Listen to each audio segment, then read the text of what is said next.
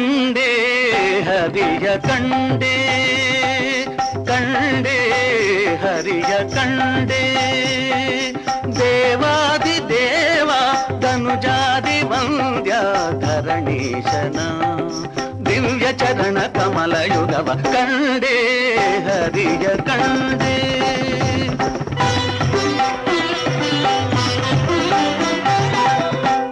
ಪಾವನವಾಯಿತು ಕುಲಕೋಟಿಗಳು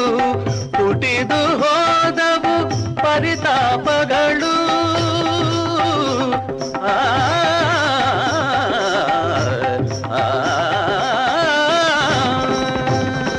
ಹುಟ್ಟಿದು ಹೋದವು ಪರಿತಾಪಗಳು ಬೇರೇನು ಬೇಕಿಲ್ಲ ಸಾಕು ಇದುವೆ ಅನಂತ ಭಾಗ್ಯ